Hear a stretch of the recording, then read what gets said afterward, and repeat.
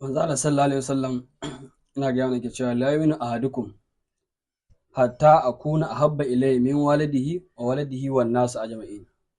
Ci imanin ɗayan ku ba zai cika ba har sai na fi soyuwa a gare shi da iyayensa da ƴaƴayensa da danginsa da komai da komai da dukiyarsa da abin da ya mallaka, sai ya fi ƙaunar annabi fiye da duk wannan abun, ga wannan su ajma'in dukkan mutane ma baki ɗaya, to sannan imanin ka ya cika. In kana so ka samu cikakken imani to ka fi son annabi fiye da kowa. Yayin da ka ji ka fi son annabi fiye da kowa, fiye da kanka, fiye da iyayenka, fiye da ƴan uwanka, fiye da danginka, fiye da dukiyarka, to sannan kawai ka sa a ranka imanin ka ya cika.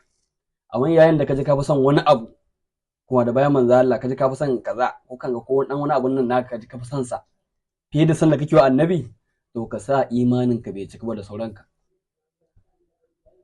Kamar inda manzo Allah sallallahu alaihi wasallam suka yi da sayyidina Umar, sai ka bajin ka san komai, ka fi san annabi fiye da komai, fiye da kowa, to sannan imanin ka ya cika. To Allah ya samu ma imanin nawa ya cika da soyayyar manzon Allah sallallahu alaihi wasallam da'iman abadan. Ya annabi sallallahu alaihi wasallam.